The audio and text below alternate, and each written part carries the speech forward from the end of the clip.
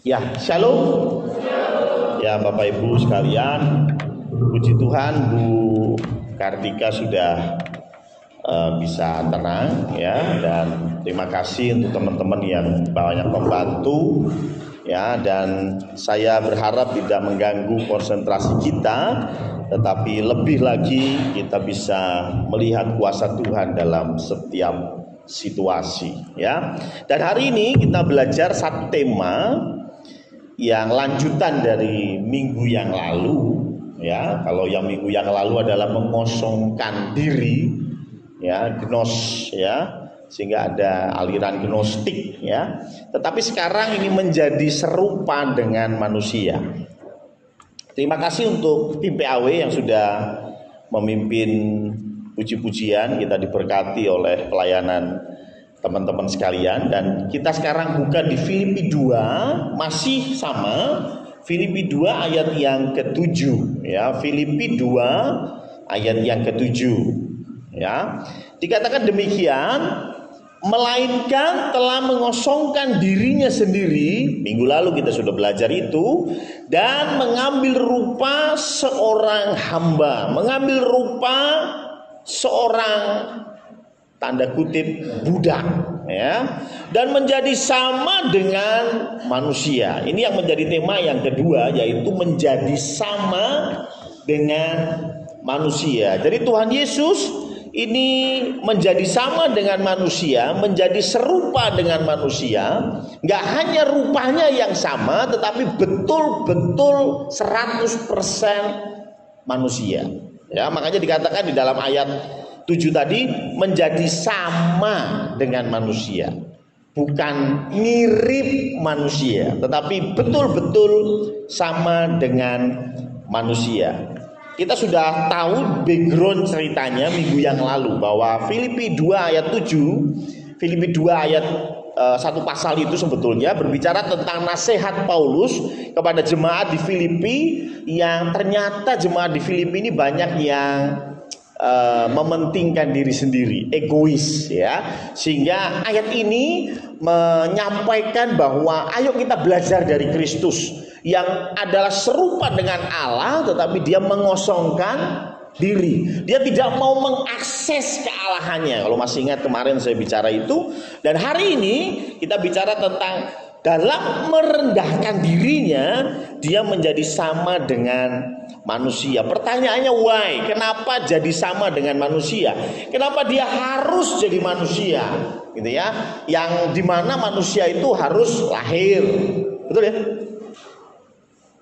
Hanya Adam dan Hawa kayaknya yang tidak dilahirkan. Betul ya? Diciptakan. Betul ya? Tapi kalau selebihnya kita semua ini lahir. Gak mungkin kita tahu-tahu ada. Artinya kalau kita mau menjadi manusia, kalau Allah mau menjadi manusia yang seutuhnya, dia perlu lahir. Itulah mengapa kita rayakan Natal. Ya karena Allah kalau tiba-tiba celing jadi Pak Darto gitu ya, jadi manusia persis.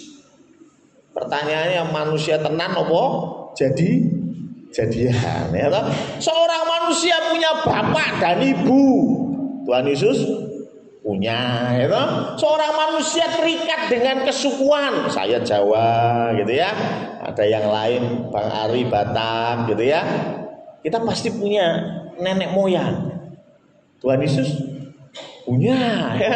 Dia dari suku Yehuda, makanya disebut singa dari Yehuda ya. Artinya semua yang diperlukan untuk seorang manusia dilengkapi di dalam kehidupan Kristus di dunia, karena dia sama dengan manusia. Pertanyaannya sekali lagi, kenapa jadi manusia?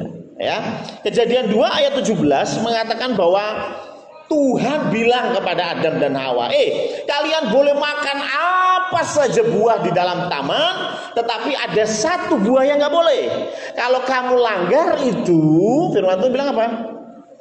Saat itu juga engkau akan mati. Ya. Atau Roma 6 ayat 23 menegaskan bahwa upah dosa ialah maut. Jadi ini yang jadi dasarnya, bahwa Yesus harus jadi manusia karena manusia sudah melanggar ini perintah.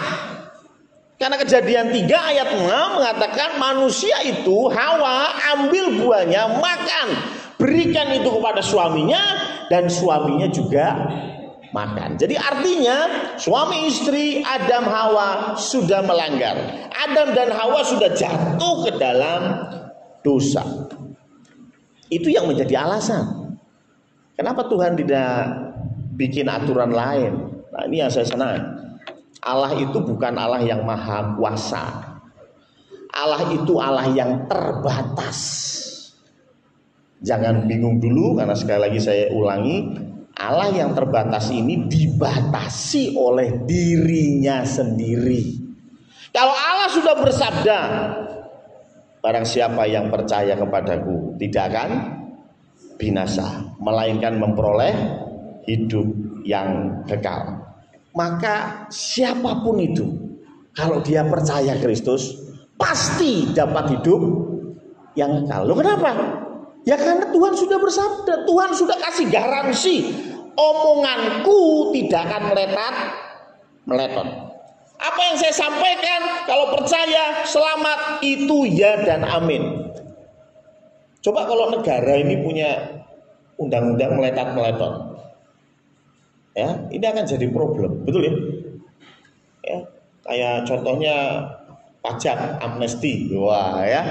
Kalau kemudian meletot-meletot, waduh, orang nggak akan percaya, gitu ya.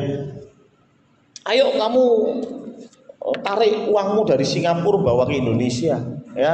Nanti akan ada tax amnesti misalnya. Setelah dananya ditarik, masukin Indonesia, ternyata nggak jadi diampuni, ya. Ya, kira-kira gimana? Oh, kamu kan salah. Tadi itu saya cuma mancing aja supaya kamu mau mindahin danamu dari Singapura ke Indonesia. Setelah dipindah ya enggak, ya tetap kamu harus bayar pajak. Kalau pemerintah seperti itu, omongannya nggak akan bisa dipercaya, betul ya? Hal yang sama dengan Allah. Allah ketika dia bilang bahwa upah dosa ialah maut, maka mau nggak mau dia harus lakukan itu. Kenapa? Sekali lagi, Allah terbatas oleh dirinya sendiri.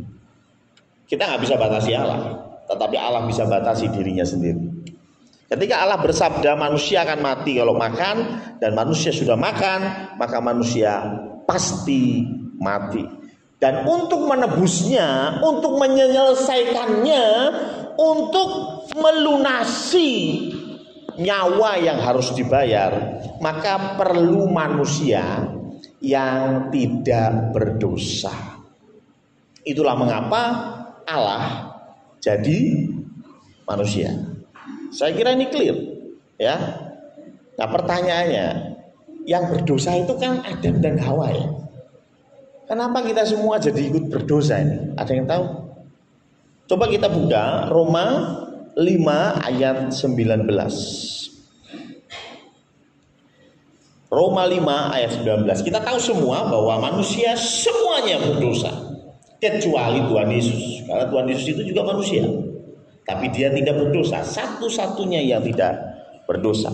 Roma 5 ayat 19 berkata demikian. Jadi sama seperti oleh ketidaktaatan satu orang, semua orang telah menjadi orang berdosa. Jadi dosa ini menular melalui satu orang. Kira-kira siapa? Ada yang ngomong Adam, tapi kalau saya lihat literatur yang ada, lebih tepat Hawa. Karena Hawa yang ambil, dan dari Hawa Adam ikutan. Betul ya? Sehingga dua-duanya ini menjadi orang yang berdosa, dan dosa itu turun kepada anak cucunya.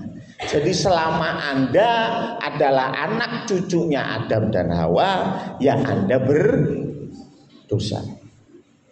Ini cara dosa menyebar, ya. Mau tidak mau, setuju tidak setuju, itulah contoh COVID-19. Menyebarnya gimana? Ya, dengan apa? Udara gitu ya, katanya bisa travel dari udara, makanya kita dulu pakai masker, tidak bisa salaman lagi, kita harus jaga jarak dan lain sebagainya. Kenapa? Ini adalah karakteristik daripada virus COVID-19, sehingga kita pakai aturan-aturan ketat supaya virus itu tidak menyebar. Tapi tetap menyebar, tetap ya. Mau tidak mau, setuju tidak setuju, kita ketularan. Apa di sini kalau mau ketularan COVID dikasih izin dulu, Pak Budi, saya mau masuk ke jenengan ini di ACC enggak? Kan enggak ya? Ya langsung masuk aja, selesai gitu ya. Jadi dosa itu turun karena anak beranak. Jadi saya mengakui juga ketika saya punya anak, saya akui anak saya berdosa. Nggak ada ceritanya bahwa oh anak bayu baru seminggu maka ini masih putih bersih tanpa dosa. Nah, anak saya yang baru 1 minggu ini pun berdosa. Memang belum berbuat dosa, tapi naturnya, tapi sifatnya itu sudah berdosa. Tinggal nunggu waktu, ya kan? Mulai ganggu anaknya selamat ya. Loh kan gitu toh ya, tinggal nunggu waktu ya, tinggal nunggu waktu ganggu anaknya Yona gitu kan, tinggal nunggu waktu ya, sehingga apa, ini jadi berdosa, berbuah dosa. Perbuatan itu buahnya, tetapi apa yang ada di hati ini dosa yang sesungguhnya ya. Maka dari itu tidak ada yang namanya orang yang tidak berdosa, termasuk anak kecil. Semua berdosa, dan dosa menyebar melalui anak beranak. Nah sekarang bagaimana caranya keselamatan itu menyebar? Dikatakan demikian. Demikian pula oleh ketaatan satu orang, semua orang menjadi orang benar. Jadi ada perbandingan. Yang satu adalah di mana Adam dan Hawa menurunkan kita semua dan otomatis kita berdosa. Sedangkan yang satu ini disebarkan oleh satu orang. Siapa ini? Yesus Kristus. Menyebarkannya melalui apa? Pertanyaannya. Karena ada syaratnya. Kalau tadi ketularan COVID itu tidak ada syaratnya. Tapi kalau you mau vaksin, ada syaratnya enggak? Ada ya? Betul ya? Ada syaratnya kalau mau vaksin. Ora terus tengok-tengok ning omah, piye wis vaksin? Wis. Enak-enak ya. Tetap ada syaratnya. Anda daftar dulu, datang ke rumah sakit, disuntik, ya toh? Itu pun masih ada screening dulu, ya kan? Ada masalah enggak ya, ini gulanya dan lain sebagainya, tensinya dan lain sebagainya. Pernah ada tuh yang mau divaksin tensinya tinggi suruh pulang ya toh? Suruh menurunkan tensi dulu baru divaksin. Artinya ada term and condition ya toh? Tapi kalau ketularannya tak pakai. Tapi kalau Anda mau sembuh ada hal yang sama bicara tentang keselamatan. Keselamatan Tuhan sediakan, tetapi bagaimana cara penyebarannya? Salah satu yang firman Tuhan sampaikan adalah penyebaran keselamatan itu melalui penginjilan. Karena orang selamat karena percaya. Bagaimana orang bisa percaya kalau tidak ada yang menyampaikan? Itu firman Tuhan bilang. Bagaimana ada orang yang menyampaikan kalau tidak ada yang diutus? Betul ya? Bagaimana kalau nggak ada yang diutus? Kalau yang diutus ngomongnya, ini aku, utuslah dia. Ya, ya, ini aku Tuhan, utuslah aku. Disitulah ada penyebaran keselamatan. Jadi dosa itu turun semua karena anak cucu, sedangkan keselamatan karena pengabaran Injil. Maaf, kalau Bapak Ibu punya anak, kita percaya bahwa seperti ditulis dalam 1 Korintus 7 bahwa anak itu terhisap kepada orang tuanya. Ya, sampai kapan? Sampai akil balik. Apa yang menjadi perbuatan dari si anak itu akan jadi tanggung jawab orang tua. termasuk imannya. Contohnya anak-anaknya Bang Ari ini masih tanggung jawabnya Bang Ari sama Mbak Rini ini masih ya toh. Jadi kalau Olive ganggu kakaknya, nah itu dosanya tanggung jawabnya ke orang tua masih ya toh. Tapi sampai kapan? Sampai akhir balik. Ya, dalam budaya Yahudi, dalam budaya Yahudi ada namanya bar mitzvah. Anak hukum, bar mitzvah, anak hukum. Jadi sejak usia itu maka anak ini menanggung hukumnya sendiri. Usia berapa? 12 tahun. Itulah mengapa Tuhan Yesus umur 12 tahun diajak sama bapak ibunya kemana? Yerusalem. Ngapain? Ini upacara bar mitzvah. Sejak itu Tuhan Yesus menjadi pribadi yang mandiri. Makanya ada beberapa tafsiran ini ya. Mosok sih Tuhan Yesus dulu tidak pernah berbuat dosa. Jenenge bocah cilik ya, ya pernah lihat ya anak kecil ya. Nah, anak kecil itu kan yo kadang-kadang yo nakal juga gitu ya. Saya sedikit mengimani gitu ya, sedikit percaya gitu ya. Ya bisa jadi ya Tuhan Yesus umur 10 tahun ganggu koncone gitu ya. mungkin, tapi kan nggak berdosa. Kenapa? Dosanya ditanggung orang tua. Tapi sejak akil balik, sejak umur 12 tahun dikatakan di firman Tuhan bahwa Yesus Kristus adalah pribadi yang tidak berdosa, tidak cacat satupun. Dan itu menjadi syarat yang pas untuk Tuhan Yesus menjadi penebus umat manusia. Pertanyaannya, maukah kita menyebarkan keselamatan? Kan itu kan? Ya. Ada yang bilang begini, biarinlah Pak Pendeta, biar kalau orang itu mau selamat, itu biasanya memang harus berada di titik terendah dulu. Nah wis babak belur, ya toh, seperti Yunus sudah di perutnya ikan baru bertobat. Kalau masih jaya, kita kasih Injil itu percuma. Ya toh, duit masih banyak, kesehatan masih sempurna, ya toh, tiap malam dugem, ya kan? Wah, itu dikabari Injil percuma, ya. Tapi nek wis ning rumah sakit, ya toh, wis ning ICU, wah itu gampang gitu ya. Mas Proko tinggal deketin, gimana Bapak mau percaya Tuhan Yesus? Ya toh, karena wis setelok meneh ya toh. Ada yang bilang begitu, ada yang bilang begitu. Nah ini pas dengan satu ayat. Coba kita buka Roma 5 ayat 20 nih. Roma 5 ayat 20. Tetapi hukum Taurat ditambahkan supaya pelanggaran menjadi semakin banyak.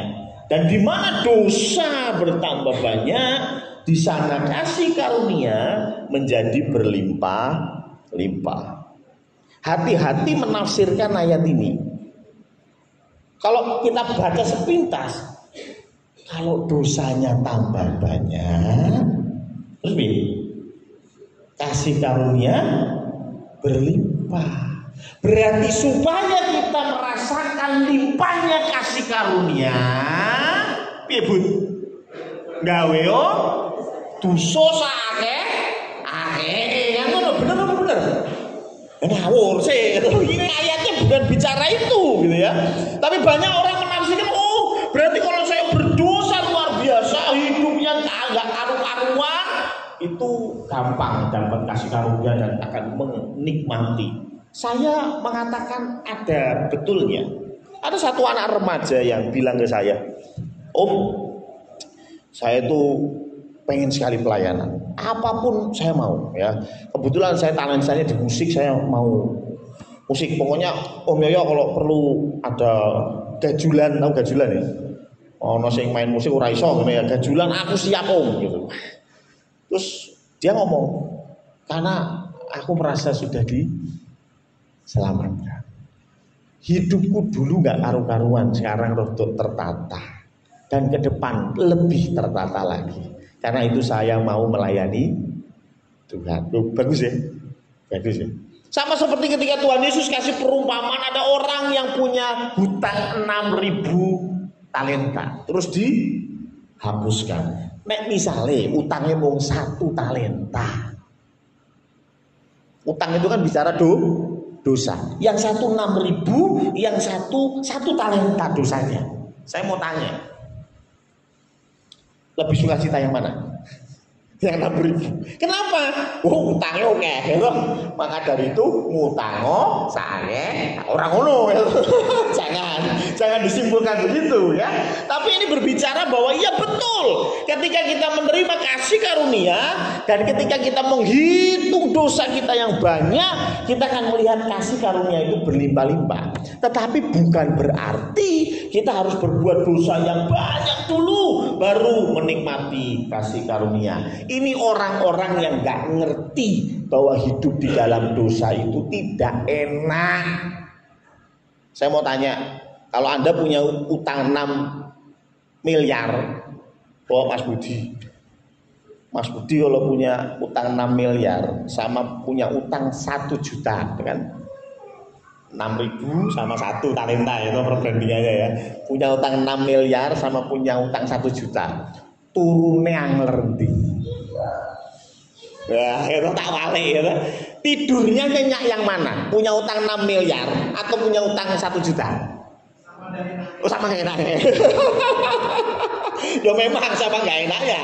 Cuman yang paling gak enak itu yang punya utang 6 miliar. Mikir 6 miliar bungane. Sewulan wis piro? Merem, melek, nambah utang. Waduh, wah itu pasti tidurnya gak nyaman. Tapi kalau yang utang 1 juta mungkin ya gak nyaman juga. Tapi 1 juta, gampang lah, rawulan beres gitu ya. Karena apa? 1 juta, 6 miliar gimana? Gitu ya. Ini membuat analogi bahwa hidup di dalam dosa itu enggak enak. Jangan dipikir, wah ya kalau gitu hidup dalam dosa aja, uripe ngawur wae, engko nek wis meh mati baru bertobat supaya kasih karunia berlimpah-limpah. Iki mikirnya rada sentral, ya kan? Tapi rupanya Bapak Ibu, banyak orang-orang yang berpikir seperti itu. Bahwa sesuatu yang jahat itu punya andil dalam sebuah kebaikan. Saya ulangi ya, sesuatu yang jahat itu ada andil dalam sebuah kebaikan, sehingga yang jahat itu terlihat tidak jahat. Saya kasih contoh. Ada beberapa teori yang mengatakan bahwa Yudas Iskariot itu pahlawan. Saya tak ulangi ya. Tahu ya Yudas Iskariot ya? Alamatnya ngerti ya? Ngerti ya. Yudas Iskariot itu pahlawan. Kenapa? Karena kalau Yudas Iskariot tidak mengkhianati Tuhan Yesus, Tuhan Yesus gak jadi disalib. Nah Tuhan Yesus gak jadi disalib, aku, Budi, Yona diobongin rokok bro. Loh betul kan? Berarti yang berjasa siapa? Yudas Iskariot. Loh ada loh yang mikir begitu serius. Nah coba kita lihat di dalam Matius 26, dibuka ya, ayat 24. Matius 26 ayat yang ke-24. Anak manusia memang akan pergi sesuai dengan yang ada tertulis tentang dia. Akan tetapi celakalah orang yang olehnya anak manusia itu diserahkan. Adalah lebih baik bagi orang itu sekiranya ia tidak dilahirkan. Ini Tuhan Yesus yang ngomong. Markus menulis hal yang sama di Markus 14 ayat 21, gak usah dibuka. Percaya saya sudah persiapan, gitu. Matius 26 ayat 24 mengatakan bahwa Yesus bilang, ya memang ini sudah dinubuatkan. Nubuatnya di mana? Di Mazmur 41 ayat 10 tentang orang yang makan satu piring denganku akan mengkhianati aku. Sudah dinubuatkan itu. Zakaria 11 ayat 12 sampai 13 mengatakan bahwa 30 keping perak Yesus akan dijual. Sudah dinubuatkan. Sehingga orang berpikir, oh ya berarti benar, Yudas itu menggenapi nubuah. Yudas memang top. Betul begitu? Tidak, karena firman Tuhan jelas lebih baik bagi orang itu sekiranya ia tidak dilahirkan. Kira-kira kalau kalimat Tuhan Yesus seperti ini, sekarang Yudas ada di mana? Paradise, Firdaus, Heaven, atau ada di Jahanam, neraka? Yang mana kira-kira? Kira-kira kalau Tuhan Yesus bilang begini, ya, kalau Yudas ada di surga, nggak mungkin Tuhan Yesus ngomong ini kok. Nah, ya toh? Lebih baik tidak dilahirkan loh. Berarti apa? Ini ciloko tenan, ya toh? Ciloko tenan, ya. Artinya konsep bahwa dosa itu mendatangkan kebaikan ora ono. Ora ono dosa mendatangkan kebaikan ora ono. Ya toh? Ada lagi yang berpikir seperti itu sehingga ini ditarik garis ke belakang sampai kitab Kejadian, yaitu punya konsep bahwa setan kuwi apian lho. Coba kalau setan tidak menggoda Hawa. Coba kalau setan tidak menggoda Hawa untuk makan dan Hawa tidak makan. Apakah ada kasih karunia yang berlimpah-limpah? Ono ora berarti? Gak ada. Ya saya bilang dengan jujur gak ada. Nah, apakah setan terus berjasa? Loh, ada loh konsep seperti ini loh ya. Nah, coba kita lihat, ini kan teori aja, oh setan nggak berjasa. Teori aja, kita cek aja ya di firman Tuhan ya. Setan itu sebetulnya berjasa atau enggak? Ya Matius 8 ayat 29, bukaan ya. Coba buka Matius 8 ayat 29. Ini bicara tentang ada orang yang kerasukan setan. Ya, kerasukan setan, namanya setannya itu legion, ya Pak. Nah, karena banyak ada 6.000 ya setan ya.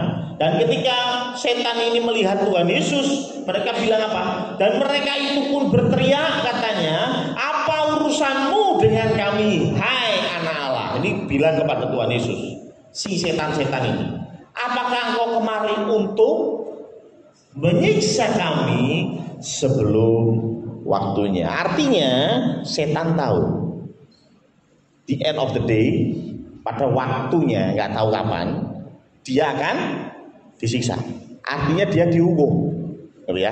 Setan tahu, makanya dia bilang, "Ngapain kamu kesini? Apa mau nyiksa sekarang?" Kan kayaknya agreementnya nggak gitu deh, ya, gitu ya, kurang lebih ya, kalau bahasa sehari-hari, gitu ya. Atau kita buka lagi di dalam Matius 25 ayat 41. Matius 25 ayat 41 lebih jelas lagi. Tuhan bilang bahwa neraka itu disiapkan untuk iblis dan malaikatnya, ya toh? Enyahlah ke dalam api yang kekal. Ini bicara tentang neraka yang telah sedia untuk iblis dan malaikatnya. Jadi jelas setan tidak berjasa. Akhir-akhir ini yang sedang heboh itu satu utusan presiden. Ya, satu utusan presiden itu ya. Iya, staf khusus utusan presiden apa apalah ya. Ya, saya yakin Bapak Ibu tahu beritanya ya. Ya, yang tersandung masalah dengan penjual es teh. Tapi yang menarik ya, ada beberapa yang kemudian memiliki logika yang sama dengan ini. Dia bilang apa? Oh, beliau itu sengaja berbuat begitu supaya penjual es tehnya dapat berkat. Karena memang sekarang ini penjual es tehnya jadi famous. Wah, semua orang kasih sumbangan. Orang salah ya, orang salah. Katanya sampai mau diberangkatkan pergi umroh segala. Waduh, luar biasa. Dapat ratusan juta bantuan dari banyak orang. Prabowo sendiri dia kasih bantuan. Itu yang saya dengar di berita, ya kan? Tapi yang jadi menggelitik saya adalah cara berpikirnya. bahwa oh berarti ini beliau sengaja menghina di depan umum supaya dia diberkati. Lho iki padha lho. Padha mikire karo Yudas kuwi pahlawan, setan kuwi apik tenan. Lho ya bener toh? Ya kan? Lho kan logikanya sama. Logikanya yang dibangun itu sama. Nah, ayat firman Tuhan sudah menjelaskan tentang hal ini. Coba kita lihat di Kejadian 50 ayat 20. Kejadian 50 ayat 20 ini bicara tentang Yusuf. Yusuf ini kurang apa sih? Kurang oke. Ya, kenapa? Karena ketika umur 17 tahun dia dipukuli oleh kakak-kakaknya, diambil bajunya, dimasukkan ke sumur, mau dibunuh. Tapi kakak tertuanya bilang, "Ojo lah. Yo, jangan dibunuh, nanti nek dosanya ke kita gimana, wis kita jual aja gimana." Akhirnya dijual sampai ke Mesir. Di Mesir kita tahu ceritanya dikuyo-kuyo dan lain sebagainya, tapi endingnya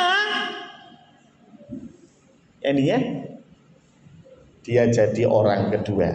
Dan yang menarik, ini yang Yusuf katakan, memang kamu telah mereka-rekakan yang jahat terhadap aku, tetapi Allah telah mereka-rekakannya untuk kebaikan.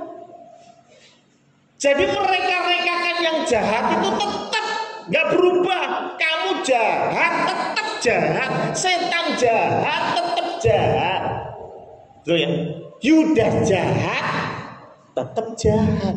Tapi Tuhan mereka-rekakan itu untuk kebaikan. Bukan berarti ketika Tuhan merekakannya itu untuk kebaikan, setan sama Yudas jadi baik. Bukan. Yang mereka tetap jahat. Tetap jahat. Saya kasih contoh sederhana deh, ya. Ini kalau nggak salah saya dapat cerita ini juga cerita nyata ya, cerita nyata ya. Jadi ada orang tua, maksudnya suami istri gitu ya. Nggak tahu suami istri atau enggak. Pokoknya intinya ada bayi dibuang. Seriusan, bayi kayaknya ceritain di Dokter Cipto deh. Kayaknya Kak Nol mungkin tahu ya, atau mungkin udah nggak tahu ya. Jadi ini ada bayi itu dibuang sama orang tuanya di tempat sampah. Ini serius ya, di tempat sampah. Terus kemudian ditemu oleh dokter Pantiwiloso kalau nggak salah ya, di ceritanya kalau nggak salah. Itu waktu ditemukan itu dirubung semut. Diceritane gitu ya, saya diceritain aja ya. Salah atau betul nggak tahu ya, itu dicek lagi lah. Dirubung semut. Sampai akhirnya sama dokter itu diambillah, diopeni, ya tentu dibuang ke tempat sampah itu perlu perawatan toh, ya. Dicek semuanya kesehatannya, ada beberapa vitamin yang kurang, semuanya didandani tanda kutip oleh dokter tadi.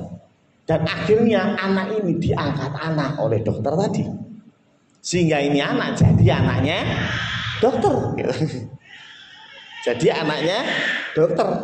Sampai besar sekolahnya juga baik.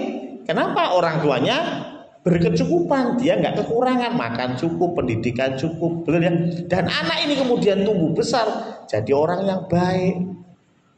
Terus end of the day anak ini bilang, orang tua saya itu luar biasa ya, buang saya di tempat sampah. Memang baik sekali orang tua saya. Coba kalau orang tua saya tidak buang saya di tempat sampah. Iki mikirnya beda. Paham ya maksud saya? Harusnya yang kamu tinggikan, yang kamu muliakan, lah ya orang tua asuhmu itu.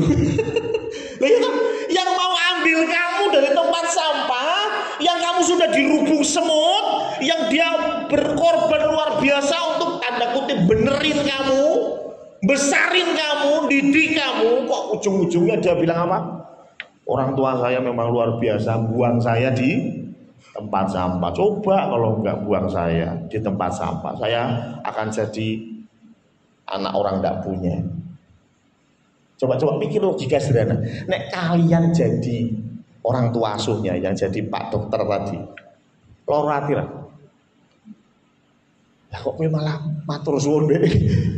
bapakmu sing buat kowe ning bak sampah iki piye mikirmu lele ya. Paham ya maksud saya?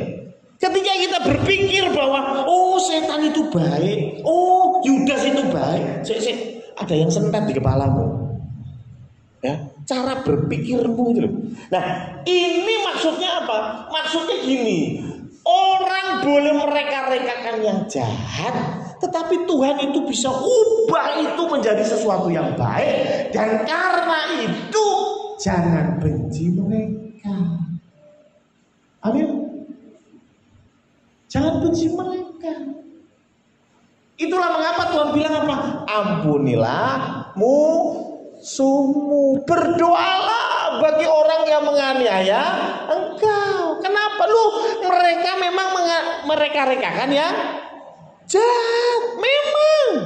Memang jahat, titik sudah.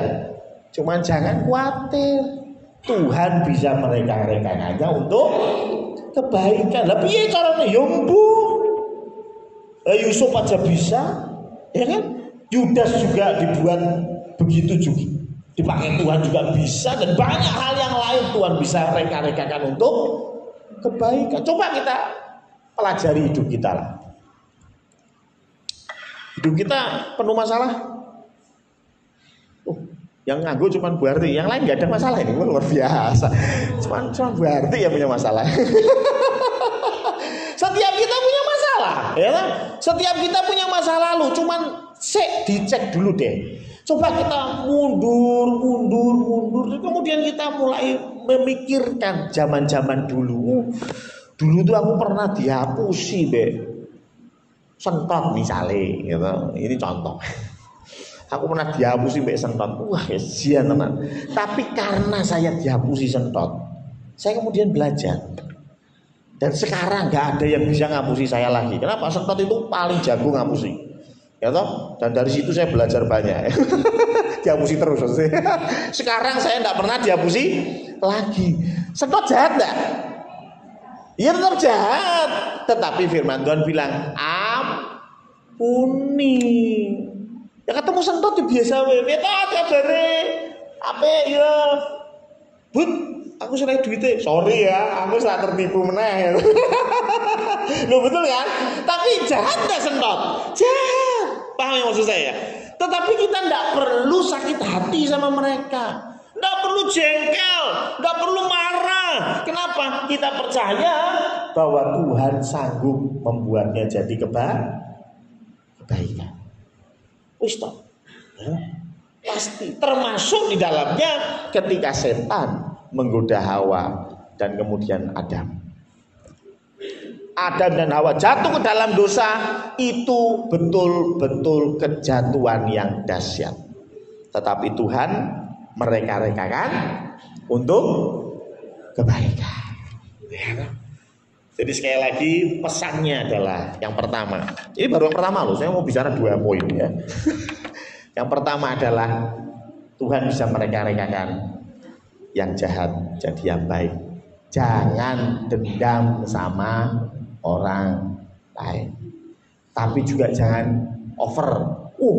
Saya begini gara-gara dia mukulin saya. ya tetap jahat sudah titik ya, enggak usah dilebih-lebihkan ya toh. Cukup ya toh, tetapi jangan dendam sama mereka ya. Yang kedua, poin kedua. Ketika kita bicara bahwa Yesus Kristus yang adalah Allah yang sempurna, dia menjadi manusia. Ini bicara apa sih?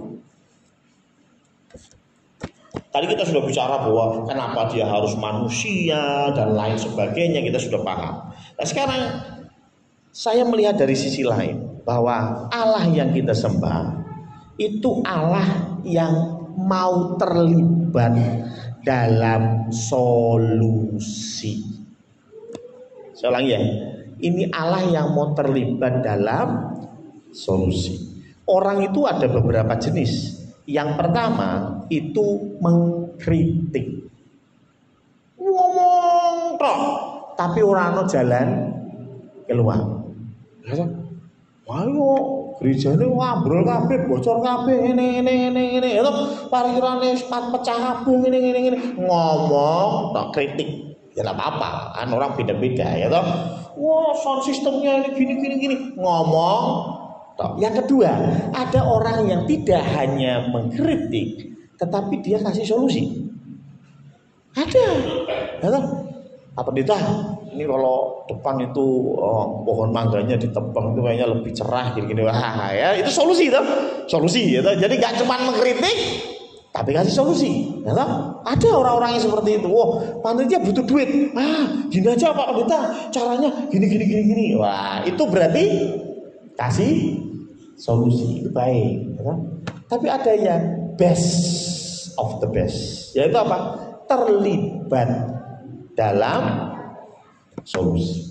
Orang mau kritik, nggak cuman kasih masukan dan jalan keluar, tapi dia turun sendiri untuk melakukan jalan keluar itu.